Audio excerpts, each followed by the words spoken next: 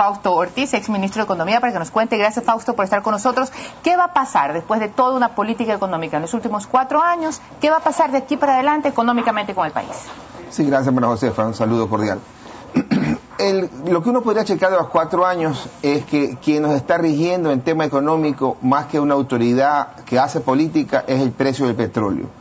Es decir, si el año 2007 fue un crecimiento bajo, fue porque el precio del petróleo estuvo en 58. Si el año 2008 fue alto, porque el precio del petróleo estuvo en 85.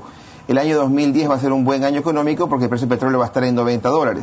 Pero entonces, bajo esa secuencia de correlación entre el precio del petróleo y el tema económico, entonces uno podría pensar que el año 2012, con un precio del petróleo que arranca abajo, va a ser un año no bueno económicamente. Mis predicciones para el año 2012 es que se ubiquen por debajo del 3%, más cerca del 2,50%.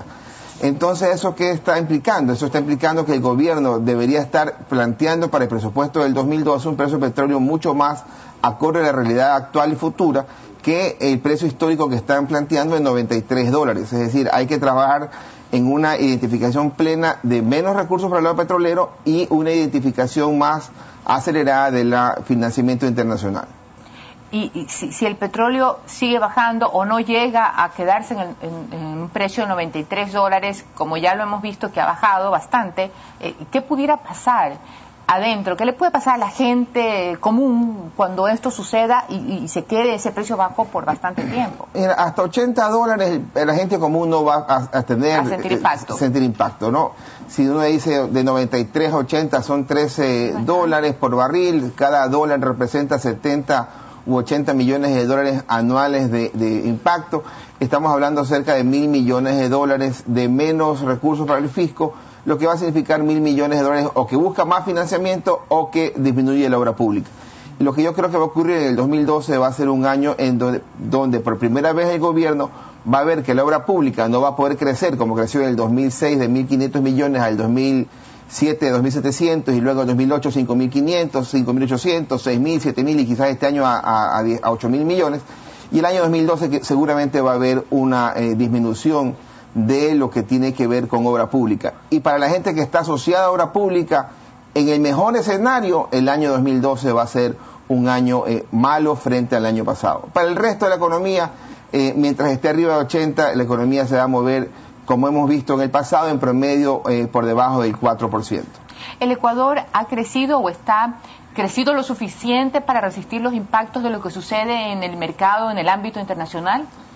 A ver, los expertos dicen que para llegar a soportar este impacto había que tener reservas, como las tuvo el gobierno en el año 2008 cuando la reserva fue de 6.000 millones y logró perder 3.000 o 4.000 millones de dólares en lapso de 6 meses y la economía resistió. En la actualidad no tenemos el mismo nivel de reservas que tuvimos en el año 2008. Y cuando le dices al experto, ¿y puedo yo empezar a buscar reservas en estos días?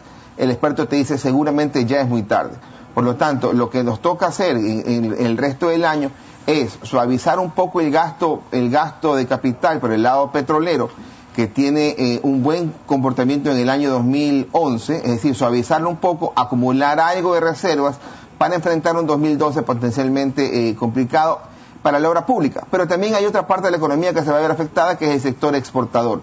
Y es difícil pensar que nuestras exportaciones que van hacia el primer mundo, y llámese Estados Unidos o llámese Europa, entonces que no van a verse afectadas por una crisis internacional que por naturaleza va a disminuir la demanda de nuestros productos. Y en ese caso sí afectaría ya entonces a la gente común esta consecuencia, ¿no? Claro, a la gente que está vinculada con las exportaciones podrían tener algún tipo de complicación si la restricción de la demanda internacional es muy fuerte y pudiera tener una caída drástica en los productos que se exportan. Para terminar esta entrevista, que se nos acaba el tiempo, significa que este último semestre del año aparentemente las cosas van a seguir funcionando como han venido funcionando, con una aparente estabilidad. Una relativa calma, ojalá el gobierno pudiera acumular algo de recursos para poder enfrentar el último trimestre del año y quizás el inicio del siguiente año cuando la crisis pudiera tomar otro cuerpo, ¿no? Es decir, ya empezó Estados Unidos con su mala calificación, le falta lo que tiene que ver con Europa, que hay que chequear si la crisis de deuda europea, Grecia y los otros países, Portugal, quizás hasta España, nos vayan a impactar mayormente. Bueno, muchísimas gracias, Fausto, por estar con nosotros.